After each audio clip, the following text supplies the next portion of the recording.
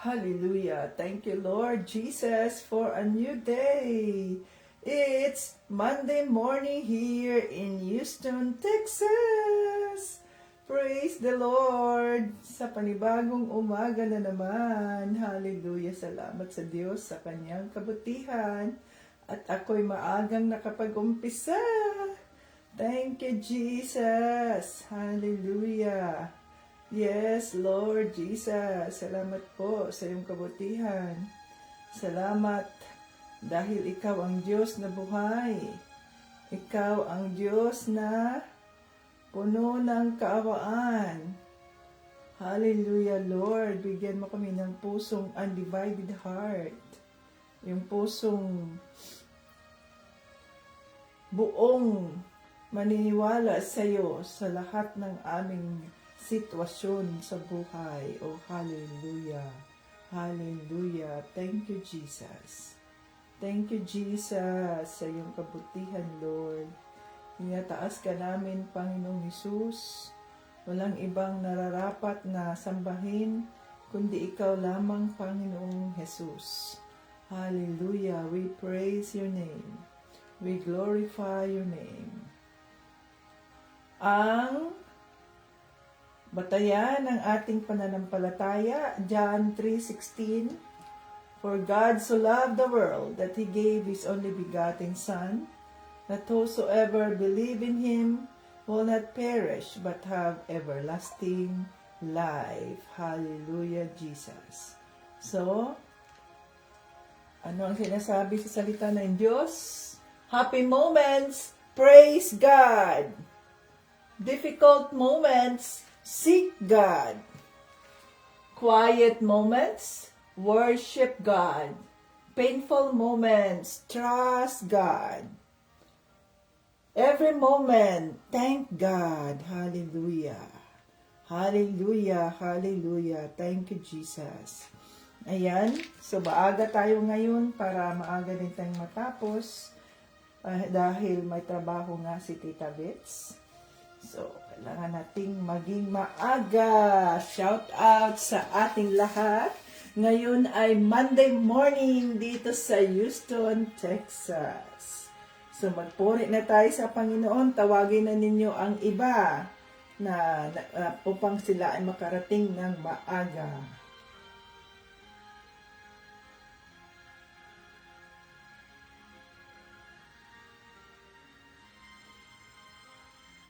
Okay.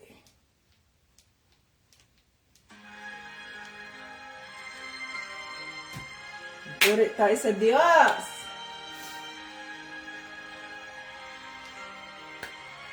Yes, Lord Jesus. Hallelujah.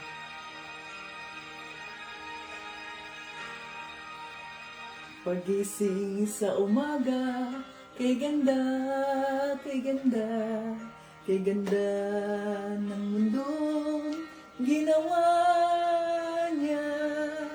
Ngayon ko lang nakita ang ganda ng mundo. Salamat sa Diyos at ako'y binago. Yes, Lord Jesus. Thank you, Lord Jesus. Nang tanggapin ko si Jesus, aking Diyos, na bago ang lahat sa buhay ko. Bagong ligaya ang nadarama, bagong pag-asa ang nakikita. Yes, Lord Jesus. Lahat ay aking ibibigay pati aking buhay upang purihin siya.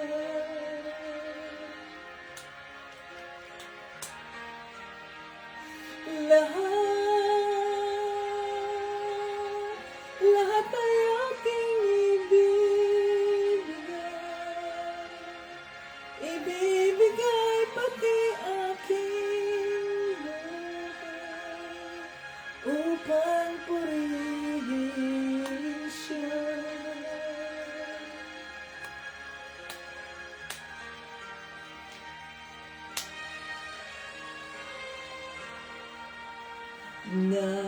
Nag-uumapaw ang aking saya, pagmamahal niya ang nadarama. Kay ganda ng buhay na nasa kanya, purihin ang Diyos, purihin si Jesus. Yes, Lord Jesus. Lahat ay aking ibibigay pati aking buhay, upang purihin siya.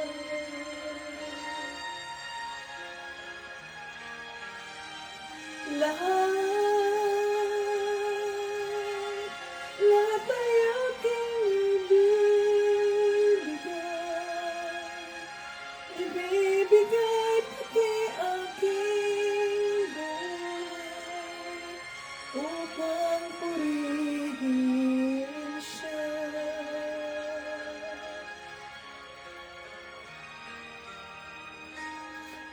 Oh, hallelujah, Lord Jesus. Andito po kami upang ikaw ay sambahin, upang ikaw ay itaas, upang ikaw ay kilalanin.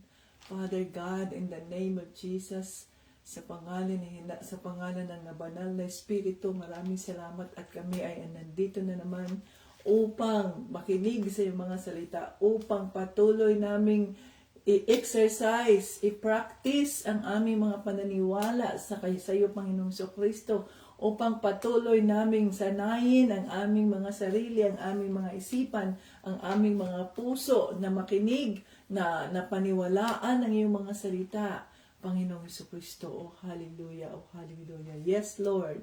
Yes, Lord, nandito kami nagpapakumbaba sa trono ng iyong kawaan. Linisin mo ang aming mga isipan, linisin mo ang aming mga puso, upang kami ay maging karapat-dapat sa presensya ng iyong banal na Espiritu. We welcome your Holy Spirit in our midst today. Come, Holy Spirit, I need you now. I need your anointing, come in your power.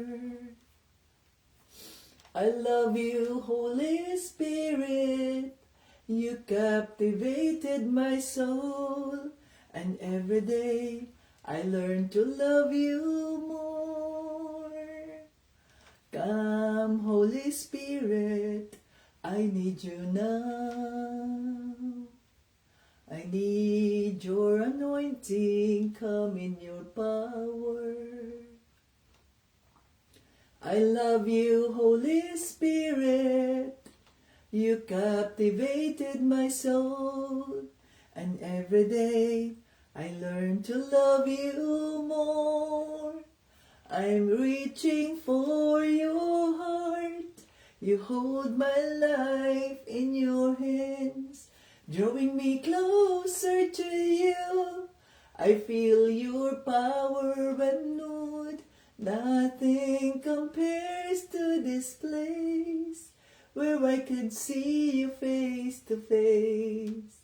I worship you in spirit and in truth. I'm reaching for your heart.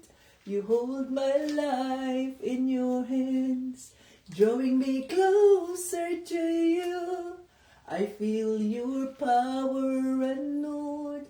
Nothing compares to this place where I could see you face to face. I worship you in spirit and in truth. I'm reaching for your heart. You hold my life in your hands, drawing me closer to you. I feel your power renewed. Nothing compares to this place where I could see you face to face. I worship you in spirit and in truth. We worship you in spirit and in truth. Yes, banal na Espiritu, sinasamba ka namin sa Espiritu at sa katotohanan. O hallelujah, itago mo ang iyong lingkod sa cross ni Panginoong Kristo na hindi ako makikita, kundi ang makikita ay ang kabutihan, ang kagalingan, ang kaawaan ng Diyos Ama, ang kanyang pagmamahal na walang hanggan. Maraming salamat po. Dinideklara namin na ang live na ito ay holy, sanctified by the blood of Jesus, at gabayan mo kami, banal na Espiritu. Mangusap ka at buksan mo ang isipan at puso ng bawat isa. Nang sa ganun, hindi po masayang ang aming pagpaparito. Ang oras na ito ay para sa inyo. At na maintindihan namin, maunawaan namin ang mensaheng nais mong iparating at mas lalo pa namin mapatatag ang aming pananampalataya kay Panginoong Kristo. Lahat ng ito ay aming pinasasalamatan at inihiling, at lahat ng papuri at parangal ay ibinabalik namin sa Diyos Ama sa pangalan ni Kristo at ng banal na Espiritu. Amen!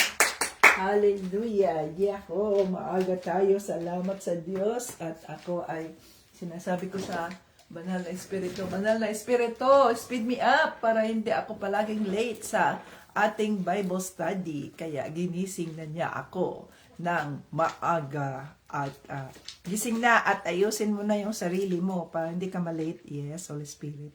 Okay, so dito tayo, tapos na tayo sa 1 Corinto chapter 9 verses 15 to 27. Ayan. So ito ngayon yung sinasabi nating let us run the race set for us. So, iba-iba tayo ng tinatakbo sa buhay. Sa makatuwid, tayo ay sumunod sa conviction ng Holy Spirit sa bawat araw na tayo ay muling nagising. To God be the glory. So, ngayon ay March 3, 2025. Monday morning dito sa Houston, Texas. Monday evening sa Philippines. Ayan.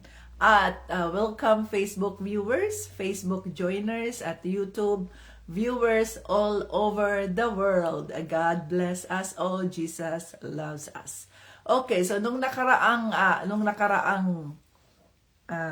Bible study, nung last Saturday, mga ka-Team Jesus, ay binigyan tayo ng paalala sa banal na Espiritu na huwag nating ikumpara ang ating mga sarili sa iba. Huwag tayong makipagkumpetensya sa iba, kundi makipagkumpetensya tayo sa ating sarili. We will compete with ourselves.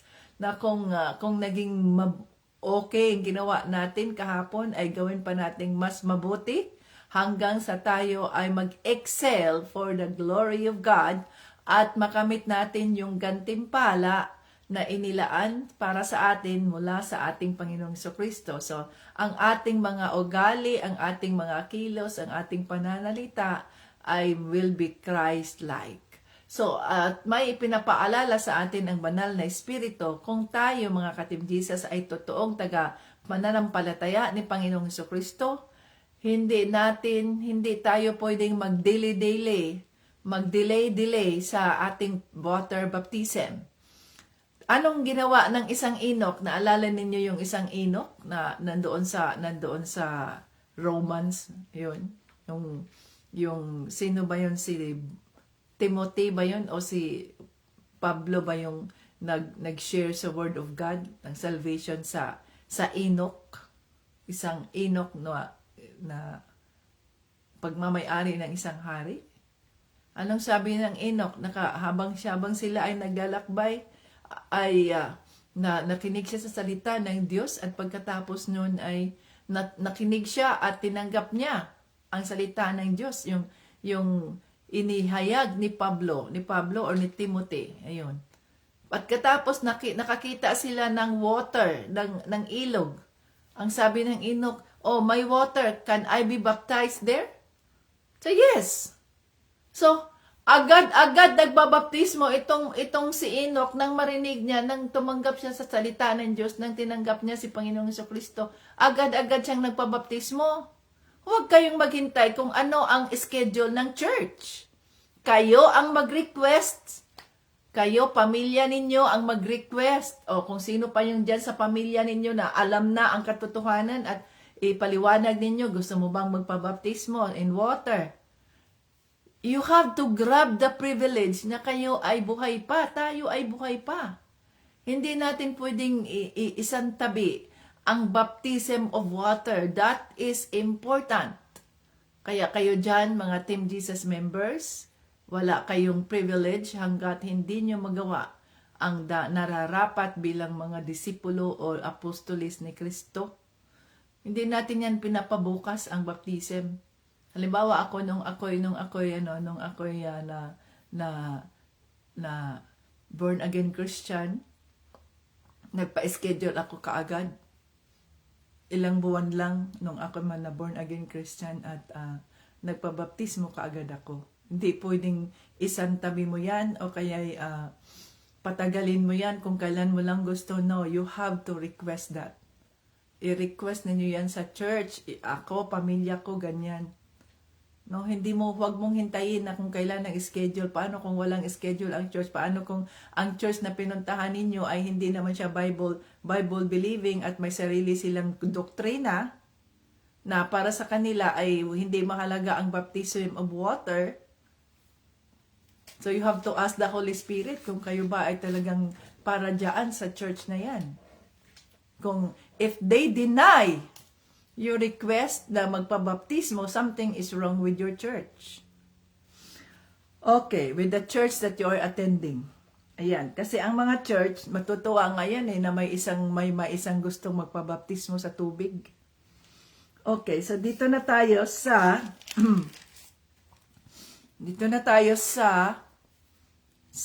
chapter 1 Corinto chapter 10. Ayan. So kailangan tayong maging firm, mga kapatid. Kailangan magkaroon tayo ng disiplina sa sarili, no? Disiplina sa sarili. Okay. Chapter 10 na tayo sa 1 Corinto, babala sa pagsamba sa mga Diyos-Diyosan. So warning na naman tayo dito sa mga Diyos-Diyosan natin, kung ano man itong mga Diyos-Diyosan na sinasabi ng banal na espiritu. O mahaba siya, kaya hatiin natin ito kung hanggang kailan gusto ng Holy Spirit. Okay, 1 Corinto verse 10, chapter 10 verse 1 to, di ko pa alam. Okay, dito tayo. Verse 1. Mga kapatid, gusto kong malaman ninyo ang nangyari sa aming mga ninuno noon na kasama si Moises. Ginabayan sila ng Diyos sa pamamagitan ng isang ulap na nangunguna sa kanila at tinutulungan sila sa kanilang pagtawid sa dagat na pula. So ito yung kinuwento ni Pablo yung mga Israelite kung paano sila tinulungan, no, ginabayan ng Diyos Ama. Yan. Sa pamamagitan, kay verse 2, sa pamamagitan ng ulap at ng dagat, ay parang binabautismohan sila bilang mga tagasunod ni Moises. 3, kumain silang lahat ng pagkain mula sa Diyos. So, ito yung manna from heaven, yung manna na pinadala ng Diyos, no? 4, at uminom din silang lahat ng inuming ibinigay niya. Dahil uminom sila ng tubig na pinaagos ng Diyos mula sa bato. So ito yung in-instruct ni Moses, yung tubig sa bato, yung bato at may lumabas na tubig. Okay. Ang batong iyon na sumama sa kanila ay walang iba kundi si Kristo. Hallelujah. 5. Ngunit sa kabila nito, karamihan sa kanila ay gumawa ng hindi kalugod-lugod sa Diyos. At dahil dito, nangalat ang kanilang mga bangkay sa ilang. So dahil nga sa kanilang pagsamba sa mga Diyos ay namatay sila, mga ka-Team Jesus, at nagkalat ang kanilang mga bangkay sa wilderness o kaya sa parang. 6. Ang mga nangyaring iyon sa kanila ay nagsisilbing aral sa atin para mabigyan tayo ng babala upang hindi tayo mahangal ng masasamang bagay tulad ng ginawa nila. 7. Huwag kayong sumamba sa mga Diyos-Diyosan tulad ng ginawa ng iba sa kanila, sapagkat sinabi sa kasulatan, nagpista ang mga tao, nag-inuman at nagsayawan sa pagsamba nila sa mga Diyos-Diyosan. So ito man yung panahon na si Moses ay nandoon sa Mount Sinai at hininta yung 10 Commandments, no, na ibinigay ng Diyos Ama sa kanya doon sa burning bush. At akala, matagal siyang hindi nakabalik, at akala ng mga Israelites ay hindi na babalik si Moses, kaya yung kanilang pagiging idolatry, yung pagiging idolater, so ang ginawa nila ay naglikom na naman sila ng mga alahas nila. Ayan sabi dito. Nagpista ang mga tao, nag-inuman at nagsayawan sa pagsamba nila sa mga Diyos-Diyosan. 8. Huwag kayong gumawa ng sexual na immoralidad tulad ng ginawa ng iba sa kanila. Kaya pinarusahan sila ng Diyos. 23,000. Wow, grabe oh. Specific talaga yung number na ilang number of people. 23,000 ang namatay sa kanila sa loob lang ng isang araw. Huwag ninyong subukin ang Panginoon tulad ng ginawa ng iba sa kanila. Kaya namatay sila sa tuklaw ng mga ahas. 10. Huwag din kayong magreklamo tulad ng ilan sa kanila. Kaya pinatay sila ng anghel ng kamatayan. O ayan, ang mga reklamador, ang mga palaging anong tawag nun, yung mga palagi na lang nagrereklamo, maliit na reklamo, maliit na sitwasyon, reklamo, hirap ng buhay, mamamatay, sabi nga, kinagat ng mga ahas, at ang iba naman ay pinatay ng mga anghel ng kamatayan. 11. Ang mga bagay na ito ay nangyayari bilang halimbawa sa atin, at isinulat upang magsilbing babala sa ating mga nabuhay sa panahong malapit na ang katapusan ng lahat. 12. Kaya kung iniisip ninyo na matatag na kayo sa inyong pananampalataya, mag-ingat kayo at baka mahulog kayo sa kasalanan. Yung mga confident na dyan na matatag sila sa kanilang pananampalataya, mag-ingat kayo at baka kayo ay matokso. 13. Walang pagsubok na dumarating sa inyo na hindi naranasan ng iba. Ayan na. Ano man yung mga pagsubok natin sa buhay. Ngunit maaasahan natin ang pangako ng Diyos na hindi niya tayo pababayaang subukin ng higit pa sa ating makakaya. Kaya kung dumaranas kayo ng pagsubok, gagawa siya ng paraan para mapagtagumpayan ninyo ito.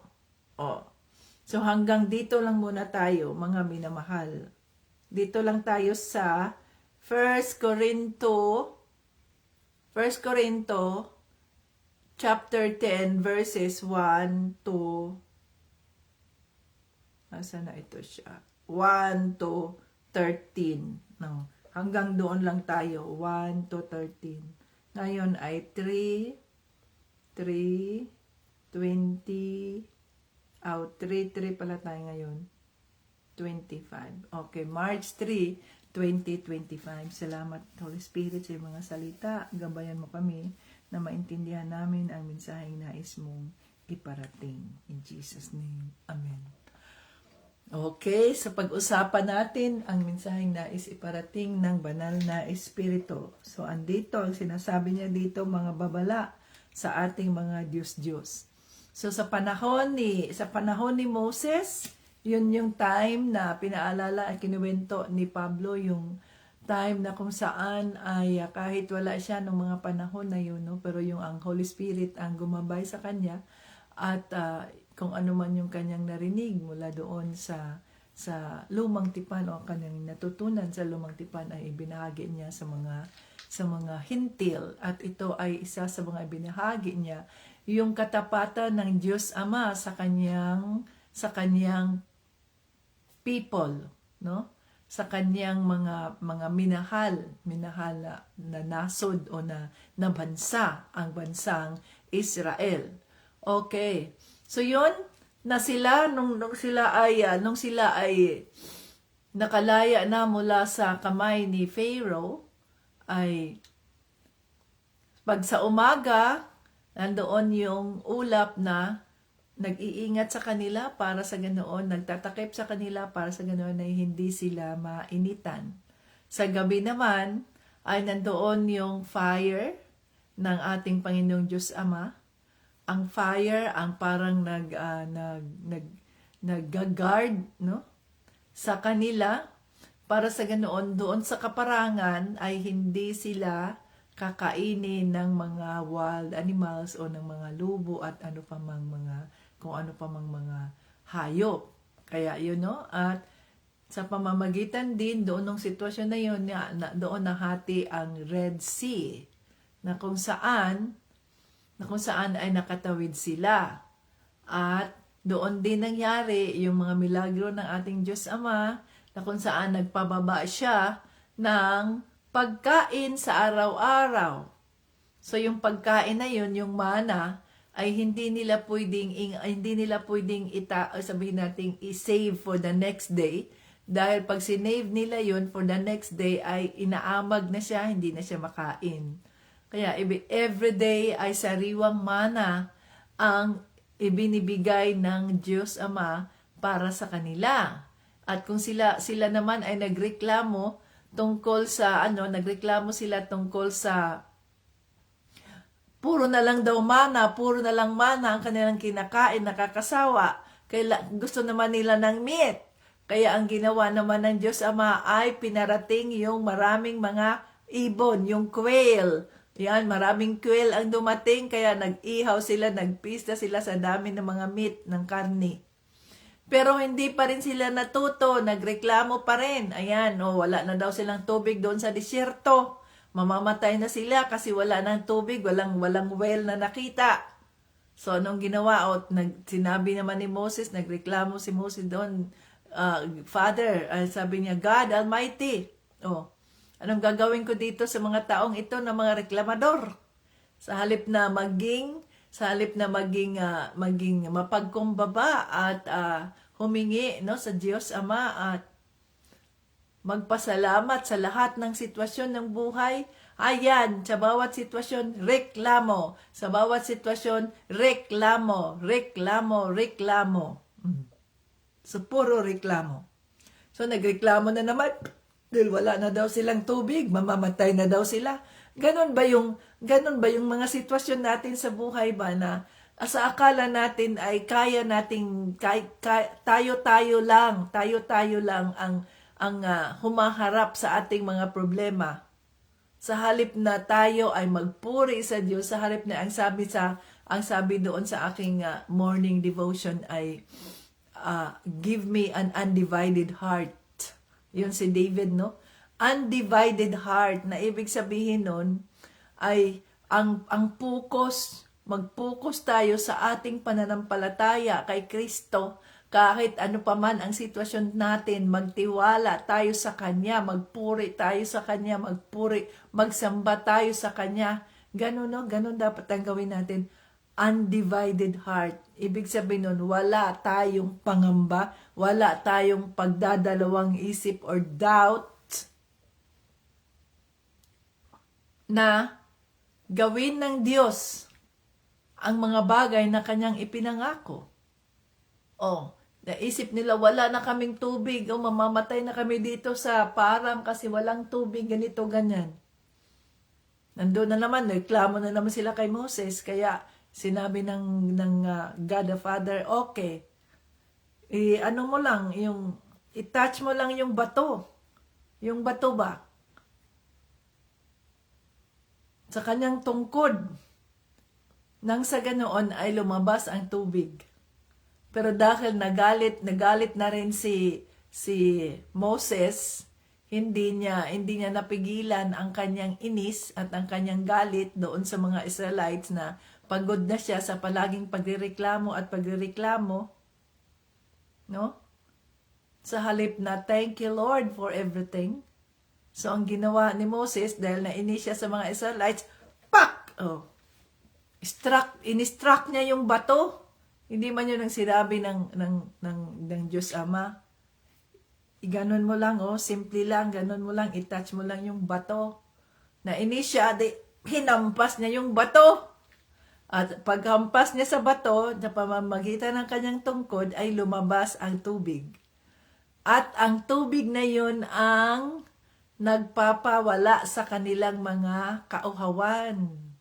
At dito sa New Testament, ang sabi dito, ang bato na yan ay si Panginoong Heso Kristo. Ayan, ang batong yon. Ayon sa, nandito yan sa verse 4. Uminom silang lahat sa tubig na nanggaling sa bato. Kaya nga si Jesus is the rock. Jesus is the water, the living water. So doon sila, at kaya nga si Moses ay hindi nakarating doon sa pangako ng Diyos sapagkat hindi niya nasunod ang sinabi ng Diyos Ama. Na initial, yung burnt out na si Moses, burnt out na siya. Sa dami ng mga reklamo ng mga Israelites, kayo mga reklamador! Mga ganyan, no? Kaya, nagalit siya at hinampas niya ang bato. So, hindi niya nasunod ang kalooban ng Diyos Ama, ang gusto ng Diyos Ama. Kaya hindi siya nakarating sa land of promise. Nakita lang niya ang land of promise. Nakita lang niya nandoon. Nakatanaw siya sa land of promise. Subalit hindi siya nakarating doon. So, ayan ang nangyari doon. At ang sabi dito, ang binibigyang pansin dito ay kaya ngayon si Moses akala ng mga tao ay mga Israelites ay hindi din siya babalik. Kaya sila, itong si Aaron at ang kapatid ni Moses, no? At si Miriam ay sila ang nanguna na nilikom nila yung mga ginto. Ang mga ginto na yon ayun yung galing sa mga Egyptians na ibinigay ng Diyos Ama sa kanila na binago ng Diyos Ama yung mga isipan ng mga Egyptians at ibaon ninyo itong mga ginto, pinabaon sa kanila yung mga ginto ng Ehipto. Ang ginawa nila ay tinipo nila lahat itong mga ginto na to at tinunaw nila, ginawa nilang isang imahe ng calf. No, isang imahe ng kambing. At yun, nabuo na yung imahe ng kambing. Ayun. Ang nangyari ay, di ba, kung balikan natin ang kwento. Kaya, magbasa kayo sa Genesis. Umpisahan ninyo ang pagbasa ng Biblia sa Genesis. Nang sa ganoon, habang kayo natututo dito sa salita ng Diyos, umpisahan din ninyo ang pagbabasa sa Old Testament dahil ito'y nauugnay sa kasalukuyan. Yung New Testament ay nauugnayan sa Old Testament. It is the fulfillment of the promises of God in the Old Testament. So para mayroon kayong ideya, mapalawak natin ang ating kaalaman, no, sa Biblia. At ayan, andito ang sabi dito sa verse, nagpista sila. Ito ay nasa verse 1 Corinto chapter 10 verse 7. Huwag kayong sumamba sa mga Diyos-Diyosan tulad ng ginawa ng iba sa kanila, sapagkat sinasabi sa kasulatan, nagpista ang mga tao, nag-inuman at nagsayawan sa pagsamba nila sa mga Diyos-Diyosan. So nagpista sila, yung tambol nila, no, nag-inuman sila at gumawa pa sila ng sexual immoralidad. So yung dumating nga si Moses, ano nangyari sa pagdating ni Moses? Nakita niya, malayo pa lang siya, bumaba na siya, pagod na pagod siya, dala-dala niya yung bato ng 10 Commandments. Nakita niya doon, malayo pa, maingay na tuwing may nagpipista ng ganitong ganyan. So, pagdating niya doon, doon siya sa mataas na part, anong ginawa ninyo? Ayun na naman yung temper ni Moses, hindi niya mapigilan ang temper niya, ang galit niya, at anong ginawa niya? Tinapon niya ang 10 Commandments, yung bato na nakasulat doon, ang 10 Commandments. Tinapon niya, at yun nga, nabiyak yung 10 Commandments, yung bato na kung saan doon sinulat ng Diyos Ama sa pamamagitan ng apoy ang kanyang 10 utos. No? So anong nangyari dito? Nang dahil doon sa pagsamba ng mga Israelite ng mga Diyos-Diyos, ay marami sa kanila ang namatay. 23,000 Israelites ang pinatay. Ang iba ay nang dahil sa kanilang mga pagrereklamo, no, pinatay sa pamamagitan ng ahas. Yung iba naman ay pinamatay sa pamamagitan ng anghel ng kamatayan. So yun, dahil yun bang hindi tayo naghihintay sa tamang panahon. No, sa tamang panahon, hindi tayo naghintay. Tandaan natin yung fruit of the Spirit. Ipaalala natin sa ating mga sarili ang fruit of the Spirit: love, joy, peace, patience, kindness, goodness, gentleness, faithfulness. Ayan, naalala ko na ang faithfulness at self-control. So, ayun ang nangyari. Pero ang sabi dito ni Pablo, dito sa salita ng Diyos, ang mga bagay na ito'y, dito tayo sa 11, ang mga bagay na ito'y nangyari bilang halimbawa sa atin at isinulat upang magsilbing babala sa ating mga nabubuhay sa panahong nalalapit na ang katapusan ng lahat. So tayo ay nasa end times. So ito ay isinulat, ito ay upang ipaalala sa atin, no? Ang tayo na nabubuhay pa na nasa huling panahon. Tayo ay nasa huling panahon. Paalala sa atin 'yan. Na yung mga palaging nagrereklamo sa halip na magpakumbaba sa trono ng kaawaan ng Diyos. Lord, tulungan mo kami itong aming sitwasyon. You are our God. Sa halip na i-claim ang mga pangako ng Diyos sa kanyang mga salita, mas inuna pa ang inis, mas inuna ang galit, mas inuna ang depresyon, mas inuna, what if sa salita ng Diyos, sa paniniwalang Kristiyano, walang what if. Okay? Kung ano ang nakasulat sa salita ng Diyos, let it happen to me according to your word. Ganun lang ang mga Kristiyano. Mga ka-Team Jesus. Kaya ayun sabi, kaya kung iniisip ninyo, dito tayo sa 12, na matatag na kayo sa inyong pananampalataya, mag-ingat kayo at baka mahulog kayo sa kasalanan. O see? Yung mga pastor, halimbawa, yung marami ditong mga pastor na nahulog sa kasalanan kasi hindi nila akalain na matukso sila. Mga pastor, halimbawa, may mga pastor na nahulog ang kanyang loob doon sa isang member na namatayan ng asawa at nang dahil doon, nag-minister siya doon sa member na yan, nag-minister siya sa sitwasyon niya na ganito sis, ganito ganyan. Ngayon, hindi niya namalayan ang mismong sarili niya, nahulog ang loob niya doon. Bakit?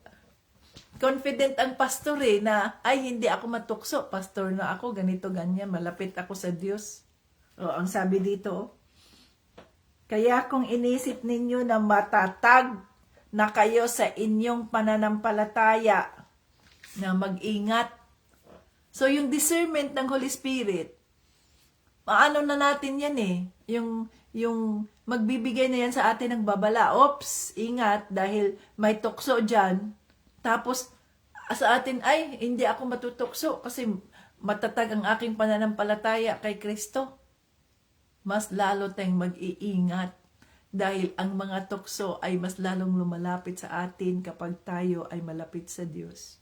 So, yung discernment ng Holy Spirit, yun ang ating susundin.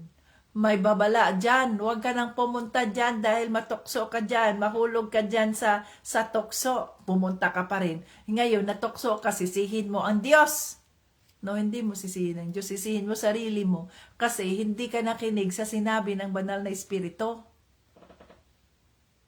So, ano nangyari sa pastor? Natokso siya doon sa babae, nahulog ang kanyang loob. Ang babae naman, nahulog ang loob niya doon sa pastor. E di yun sila, nagsama sila, nakagawa sila ng sexual immoralidad. Natokso sila. So, ano nangyari sa buhay? Ano ng pastor? Pamilya ng pastor? Nasira ang pamilya ng pastor. Nasira ang ministry na ibinigay ng Diyos sa kanya. No? Sinabi ko na yan sa inyo yung dati na mayroon kaming mga Bible study from one house to another. Diba? Ginagamit ng Diyos yung bahay niya for Bible study, for mga retreat, ganyan, no? Doon sa Brindisi. At kung hindi doon sa bayang Bible study, doon naman sa ibang mga bahay.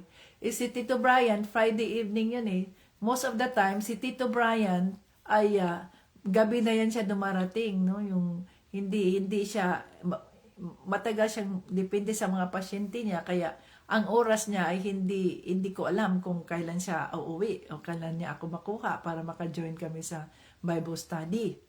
So, may mga nag-o-offer ng mga kasamahan namin sa church, dati mga Pilipino na yung kanilang mga husband na, oh, sis Abita, huwag ka lang mag-aalala.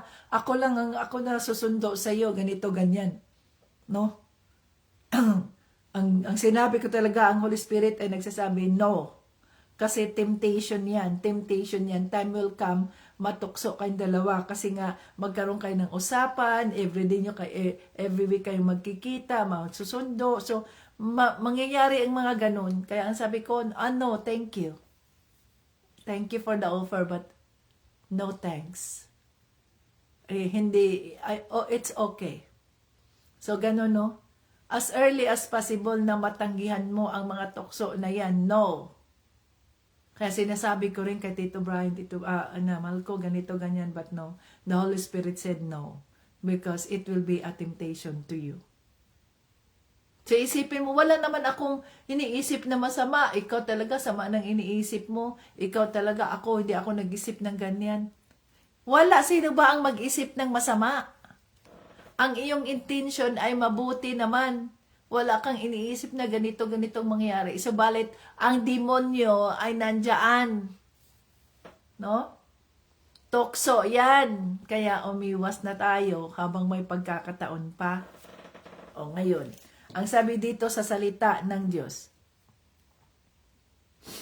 Dito sa 13, walang pagsubok na dumarating sa inyo na hindi naranasan ng ibang tao. Ngunit maaasahan natin ang pangako ng Diyos na hindi niya tayo pababayaang subukin ng higit pa sa ating makakaya. Kaya kung dumaranas kayo ng pagsubok, gagawa siya ng paraan para mapagtagumpayan ninyo ito. Ayan, no? So, ito ang focus ng ating ng mensahe ng ating Panginoong Jesucristo ngayong araw. Lahat tayo ay dumaranas ng mga pagsubok sa buhay. Ang mga ka-Team Jesus.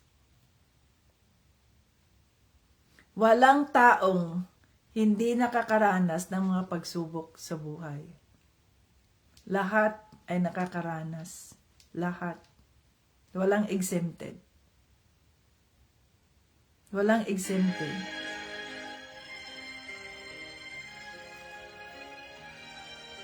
Maaring sabihin mo, bakit ako pinahirapan ng Diyos sa sitwasyon ko? Sa dami-dami ng tao sa mundo, bakit ako pa? Bakit ang anak ko pa? Bakit ang asawa ko? Bakit ang nanay ko pa? Bakit ang tatay ko pa? Bakit ang kapatid ko pa? Sabi kahapon doon sa message ni Pastor Matt sa Cornerstone, pwede naman tayong magtanong. Kagaya ng nagtanong si Moses na ganyan, pwede tayong magtanong. Pero, hindi obligado ang Diyos na sagutin tayo. Kasi mayroon siyang nandyan na sa kanyang mga salita ang sagot ng ating mga tanong. So lahat ng tao, ang mga pagsubok na nararanasan mo, ay nararanasan din ng iba. Subalit, kung tayo ay may Kristo, iba ang pagtanggap natin sa mga pagsubok ng buhay. Ito ay hinaharap natin na hindi tayo nag-iisa. Hinaharap natin na kasama natin ang ating Panginoong Jesucristo, ang banal na Espiritu. Sapagkat ang sabi niya, hindi tayo nakakaranas ng mga pagsubok na hindi natin kaya. Kung ayon sa ating sukatan, yung kung ano lang ang kakaya natin. Ang sabi dito? Nararanasan din ng iba yung mga pagsubok na nararanasan natin. Ngunit maaasahan natin ang pangako ng Diyos na hindi niya tayo pababayaang subukin ng higit pa sa ating makakaya. Okay?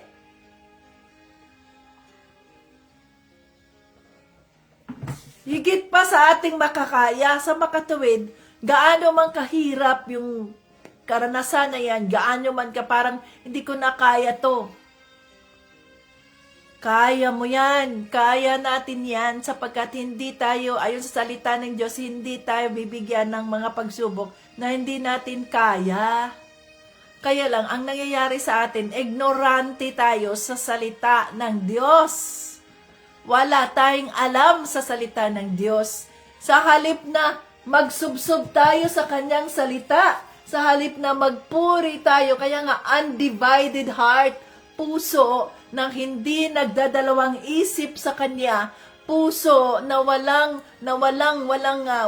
pagdadalawang isip, kundi total surrender to the Lord. Lord, sa mga pagsubok na ito, parang hindi namin kaya, pero alam namin, you are our victory. Siya ang gagawa ng paraan. Kaya nga pag tayo nagdarasal, mga ka-Team Jesus, ang mga salita ng Diyos ang ating i-claim, Panginoon. Panginoong Jesucristo, sinabi mo po sa iyong mga salita, ito po ang sinasabi mo sa iyong mga salita sa 1 Corinto, no?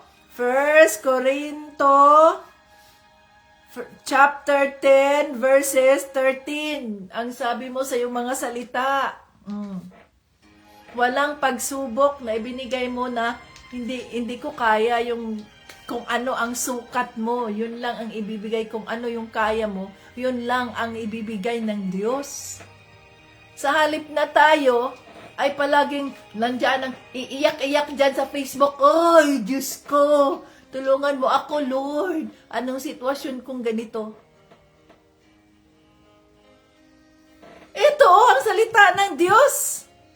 Magdasal tayo na may katagumpayan sa kabila ng mga pagsubok na ating nararanasan, sa kabila ng pag-iyak. Doon tayo umiyak sa presensya ng banal na Espiritu, sapagkat ang mga iniiyak natin sa ating nararanasang pagsubok, kapag atin itong iniiyak sa presensya ng Diyos, ang mga luha na yan, ang bawat patak ng luha na yan, ay iniipon ng Diyos at yung luha na yon ay gagawin niyang kaligayahan.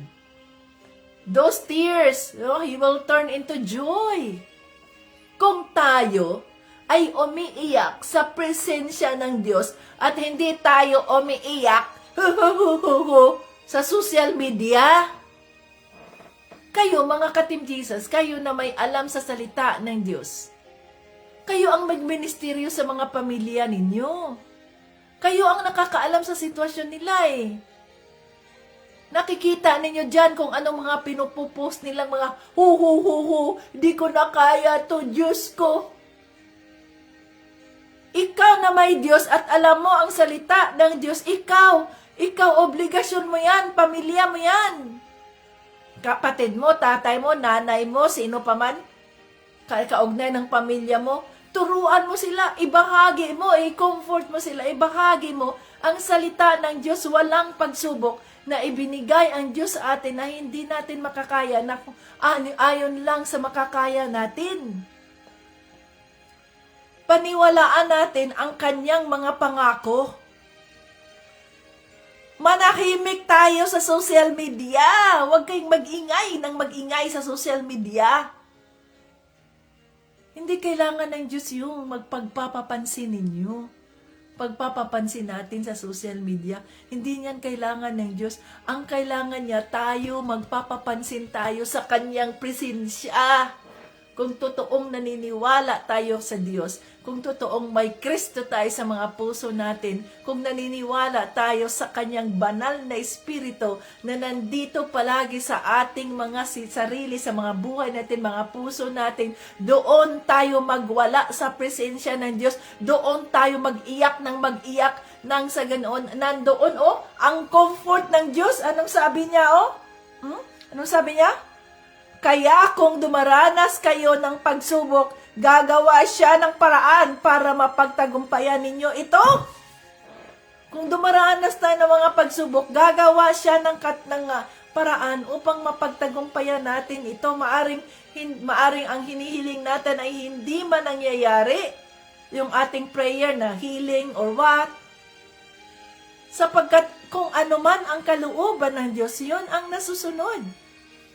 Subalit maging matagumpay pa rin tayo sapagkat ang mga pagsubok na yan ay nagbibigay sa atin ng katatagan sa ating pananampalataya nang sa ganoon ay mas lalo pa tayong maging matatag sa pagharap sa mga pagsubok pang darating sa buhay natin habang patuloy tayong nilalakaran ang ating pananampalataya kay Kristo.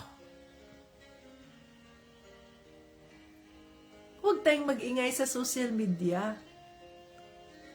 Ang mga taong maingay sa social media, post ng post, hindi mapigilan ang sarili. Sila ay mga empty vessels, empty. Ang mga puso nila empty, wala ang Holy Spirit sa kanila. They are seeking the comfort of men. They are seeking, yung mapansin sila ng tao. Sa halip na tayo, kung tayo ay nakakaranas ng mga pagsubok na may mga pinagdadaanan tayong problema na mahirap harapin, ganyan. Sa halip na tayo manahimik sa social media at tayo ay magsubsob sa presensya ng Diyos, pag-aralan ang salita ng Diyos, magdasal tayo ayon sa salita ng Diyos, Lord God Almighty, ayon sa iyong salita dito. Kaya naniniwala ako na kahit kami rin ngayon ay gabi hirap na hirap, ganito ang hinaharap namin, ganyan. Lord, naniniwala kami sa iyong mga pangako na walang mga pagsubok na binigay mo sa amin na hindi namin makakaya. Ikaw ang gagawa ng paraan upang mapagtagumpayan namin ang mga pagsubok na ito. Yun dapat ang gawin natin, mga Kristiyanong totoo. Hindi yung bawat emosyon post sa Facebook. Bawat ganyan post sa Facebook. Pag-aralan natin ang salita ng Diyos, magsubsob tayo sa ating mga oras sa salita ng Diyos. Kung pinakita ng Diyos sa iyo yung mga kapamilya ninyo na nakakaranas ng mga ganito, i-minister ninyo sila. Kasi alam nyo ang katotohanan eh. Dalhin ninyo sila sa salita ng Diyos upang mapatatag sila sa kanilang mga pananampalataya habang hinaharap nila ang sitwasyon ng buhay. Ang kanilang mga pagsubok habang hinaharap nila ang mga pagsubok sa buhay, nandiyan ka.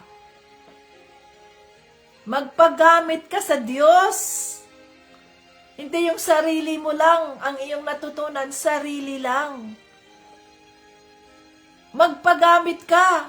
Tawagan mo yung kapatid mong yan, yung pinsan mong yan, o sino pang kapamilya mo, kadugo mo. I-minister mo. Ipakita mo, ibahagi mo ang salita ng Diyos. Huwag ka lang mag-comfort lang dyan na, hey, ganyan, magdasal ka lang dyan, nandun sa Diyos. Makapangyarihan ang salita ng Diyos. Yun ang ibigay natin sa mga taong nangangailangan nito. Sa kanyang mga pangako. Sapagkat kapag ang salita ng Diyos ang ating ginagamit, ito'y makapangyarihan. Ang salita ng Diyos, mga ka-Team Jesus, ay hindi babalik sa kanya na hindi ma-accomplish ang kanyang nais. So, sa pamamagitan, huwag tayong basta lang mag-comfort tayo. Patuloy ka lang, ganyan. Mahina yan.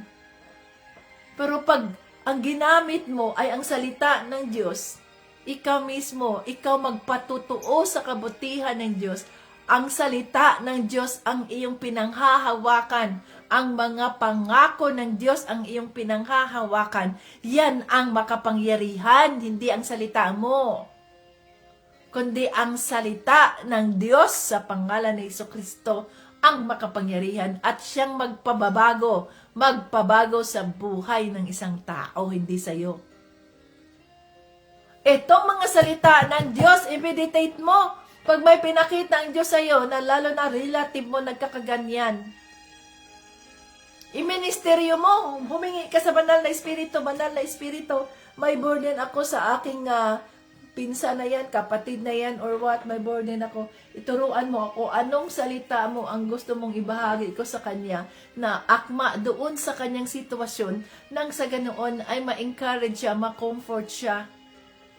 Ang mga salita ng Diyos ang magbibigay comfort sa atin, hindi ang ating mga salita mismo. The Word of God will bring comfort, will bring peace, will bring patience, love, joy. Kasi makapangyarihan ang salita ng Diyos, hindi ang salita natin. Kikita ko doon sa Facebook, may mga nagko-comment, huwag kang mawala ng pag-asa, maniwala ka lang, mag-pray ka lang kay Lord, yan ang ganyan. Sinong Lord mo? Sabi ni Pastor Matt kahapon, dalawa ang Lord. Ang Lords ay dalawa. The Lord of Light and the Lord of Darkness. Kaya dapat ay maging tiyak tayo kung sino ang Lord natin. Ipagdasal mo lang yan kay Lord. Kasi si Lord, ano naman siya eh. Sinong Lord ang pinagsasabi ninyo dyan? Maaring the Lord of Darkness or the Lord of Light. Pag sinabi mong the Lord of Light, yan si Jesus Christ, the Lord of Light. Pero pag nagsabi ka lang, Lord, ganito Lord, sinong Lord ang tinatawag mo? Mare, ang tinatawag mong Lord ay si Satanas, mag-ingat ka dyan. At mapasukan ka ng demonyo, ng espiritu ni Satanas.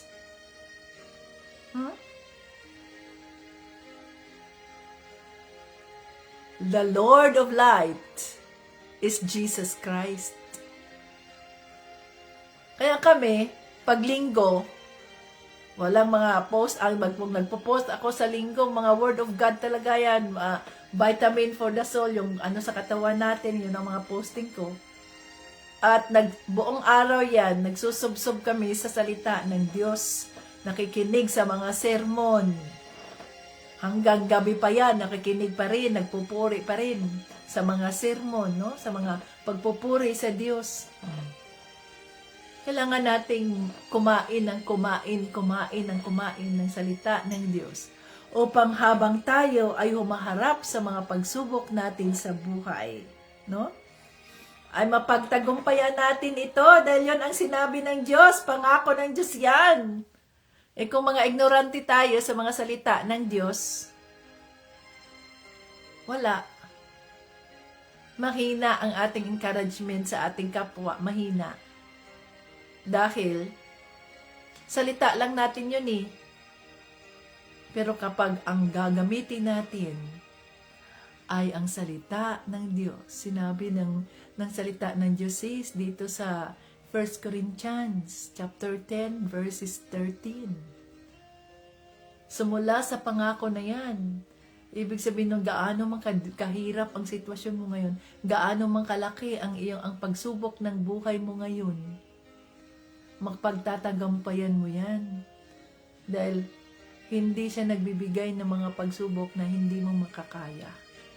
At kung tayo maharap sa mga pagsubok at kung tayo naniniwala sa kanyang mga pangako, gagawa ng paraan ang Diyos. Yun ang ating gagawin, yung ang ating expectation. Lord, naniniwala ako sa iyo. Hindi ako nag-iisa. Lord Jesus, gagawa ka ng paraan sa aking sitwasyon. You will make a way where there seems to be no way. Kagaya ng nangyari sa mga Israelites na wala na silang patunguhan, nandoon na ang mga sundalo ni Pharaoh papunta na sa kanila, saan sila patungo, tubig na, wala na silang mapuntahan. Hinati ng Diyos Ama ang tubig at sila ay nakadaan. Sila ay nasa diserto, walang mga tanim, walang mga pagkain, naubusan na sila ng pagkain, ang kanilang mga dalang mga baon ay ubos na. So, anong gagawin na? Wala na silang daan. Gumawa ng daan ang Diyos Ama. Nagpaulan ang Diyos Ama sa bawat araw ng mana mula sa langit. Wala na silang mainom. Disyerto ito, puro mga bato. Saan sila iinom? Saan sila hahanap ng tubig? Gumawa ng himala ang Diyos Ama. Ang bato ay doon lumabas ang tubig na sila ay na-satisfy ang kanilang uhaw. Ganun dapat ang gawin natin. Magsubsob tayo sa salita ng Diyos. Punuin natin ang ating mga isipan ng mga pagpupuri sa Kanya. Huwag tayong magreklamo ng magreklamo. Malit na bagay, reklamo. Malit na bagay, reklamo. Sa halip na magkaroon tayo ng pusong puno ng pasasalamat. Thank you, Lord, for everything. Kagaya kay Job. No? Magpapasalamat lang ba tayo kung mga mabubuting bagay ang ating natatanggap? At tayo ay magreklamo at sumpain na natin ang Diyos kung tayo nakakaranas ng mga paghihirap sa buhay? Ito'y mga pagsubok lang. Sabihin mo sa sarili mo, pagsubok ka lang. Ang aking Diyos ay may malaking Diyos ako. I am a God, a powerful God of the universe, the source of everything, the owner of the universe, the creator of the universe. In the name of Jesus. Kaya ikaw, pagsubok na yan, pagsubok ka yan, hanggang dyan ka lang pagsubok sapagkat mayroon akong Diyos na magbibigay sa akin ng katagumpayan sa mga pagsubok na ito. Hallelujah. Ano? God is good all the time. Ayan ang mensahe ng banal na Espiritu sa atin, mga ka-Team Jesus. Holy Spirit, salamat po sa iyong presensya sa oras na ito. Salamat po at ikaw ay nangusap na naman sa bawat pusong dinala mo dito sa iyong bahay. Father God, thank you. Thank you so much. Lord Jesus, Holy Spirit, thank you. Thank you. At muli mo na naman kaming kinausap, muli mo na naman kaming tinuturoan upang mapatatag ang aming pananampalataya kay Panginoong Jesucristo. Bigyan mo kami ng undivided heart. Bigyan mo kami ng pusong buo. Walang pag-aalinlangan. Walang pagdadalawang isip na maniwala sa iyong mga pangako, Panginoon Jesus. Ano man ang aming mga pagsubok na hinaharap, Lord, salamat po sa mga salita na nagbibigay sa amin ng comfort na walang mga pagsubok sa buhay na ibinigay mo sa amin na hindi namin kayang gawin. Kundi kaya namin yan. Kaya namin yan. Sapagkat kasama ka namin, Panginoong Jesucristo. You are a victor na pagtagumpayan mo ang pinakamalaking pagsubok at yun ang kamatayan na pagtagumpayan mo ito, Panginoong Jesucristo. Ang anumang aming mga pagsubok sa buhay, yun ay katiting lamang kung ikumpara sa pagsubok na iyong dinaranas upang sundin ang kalooban ng Diyos Ama. Thank you, Holy Spirit.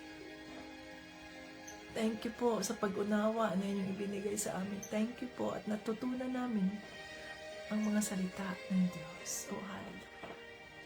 Gabayan mo ang bawat isa na itong mga salitang aming narinig, ang aming natutunan ay hindi namin makalimutan, kundi ito ay aming lalakaran, aming isasanayin namin ang aming mga sarili na maniwala sa mga pangako mo, Panginoon Jesucristo. Oh, hallelujah. Patatagin mo ang aming mga pananampalataya, anuman po ang aming mga prayer request, Father, in the name of Jesus. Lord, let it come to pass for your purpose and your glory. Hallelujah. Salamat po. Maraming salamat po sa lahat. Lahat ng ito ay aming pinasasalamatan. Lahat ng papuri at parangal ay aming ibinabalik sa iyo, Diyos Ama, sa pangalan ng Jesucristo at ng Banal na Espiritu. Amen! Hallelujah! Praise the Lord Jesus Christ, King of Kings and Lord of Lords. Hallelujah! Thank you, Jesus!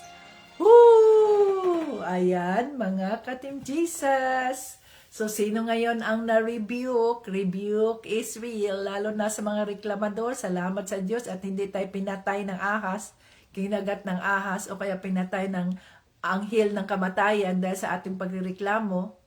Kaya, rebuke is real sa mga nagrereklamo sa halip na magpuri sa Diyos, magpasalamat sa Diyos, at magsubsob sa presensya ng banal na Espiritu. Ayan, mga ka-Team Jesus.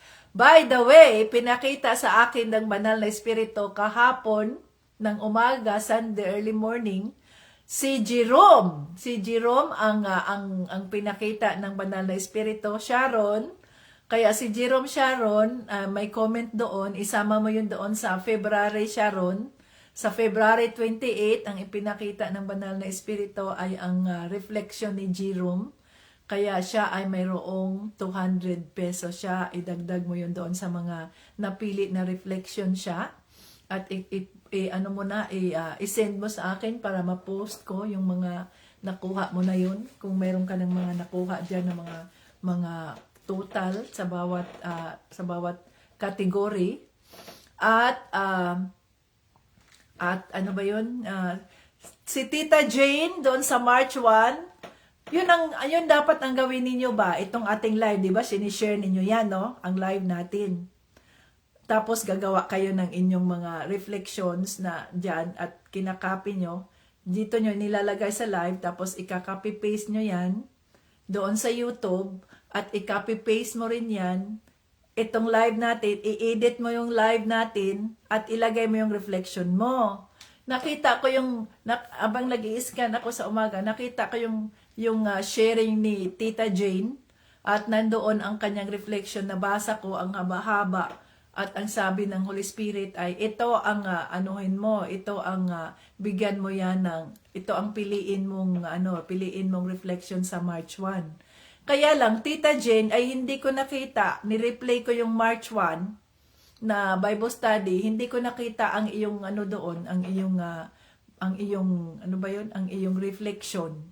So hindi ako, kasi pag pinost niya yan, nang mag-post kayo diyan at mag-love ako, tapos gusto ko sanang mag-comment na praise the Lord, hallelujah, congratulations, na ganyan, Tita Jane, papasok, ang live ko ang papasok. Or as tinitingnan ko, nandito ba yung reflection ni Tita Jane sa live? Nilagay ba niya? Hindi ko nakita. Kaya ilagay mo yun doon, Tita Jane. I-copy-paste mo yun. Ilagay mo doon dito sa live natin sa March 1. Para sa ganoon, mailagay ko ang comment ko. Dahil ang sabi ng Holy Spirit, ikaw ang pinili ng Holy Spirit. Ang iyong reflection ay napakaganda. To God be the glory. Pero gawin mo, Tita Jane, na personal yun, huwag kami, kundi ikaw, para sa iyo yung reflection mo hindi para sa iba, hindi para sa lahat, kundi ang reflection natin ay para sa sarili natin. Okay? So, yun ang gawin natin, kaya kayo dyan, maglagay kayo ng mga reflection ninyo. So, may yung reflection natin, may love gift tayo niyan sa reflection, no? Sa YouTube, dito sa ating live, may maring isa kayo sa mga mapipili. Kaya yung inyong mga share, i-edit ninyo yan. Once you have the reflection, i-edit ninyo yan at isama na ninyo yung reflection ninyo doon sa inyong live. Huwag lang yung i-share lang ninyo ang live natin, pagkatapos nun wala na. Hindi ko nababasa yung mga reflection ninyo. No? So, hallelujah, praise the Lord. So, congratulations, Jerome. Ikaw ay, ganon din ang ginawa ni Jerome. Nandoon siya, inilagay niya doon sa kanyang timeline ang kanyang reflection at pinasok din niya sa loob ng live natin. Kasi ang Holy Spirit, nagra-random yan. Habang tinitingnan ko, nagra-random yan. Sabi niya, ito, basahin mo to ng buo. Ganito, ganyan. Yan, ito ang parangalan mo. Nakikita ng Holy Spirit ng ginagawa natin At kapag ikaw ang pinili niya, to God be the glory, ginawa mo yung tama, it's a confirmation. No? So, to God be the glory, gawin natin yun, mga ka-Team Jesus, ha? So, asan na ang inyong mga tanim? Nag-uumpisa na ba kayo sa inyong mga tanim? Mag-umpisa na tayo, Green Revolution, gamitin natin ang mga recycled materials, no, ang mga plastic na hindi na nagagamit, ang mga cellophane, mga sako na hindi nagagamit, ayan, gamitin natin yon. Ang mga pantalon na hindi man na nagagamit, ang mga gisi-gisi na mga punit-punit na mga pantalon, di ba? Doon nga nakita ko nga may mga pantalon na mga punit-punit na laging ginawang nilagyan ng mga lupa at ginawang paso? Yan yung creativity at lahat-lahat ng mga ka-Team Jesus. Hanggang sa muli, Jesus loves us. Ayan, bye-bye.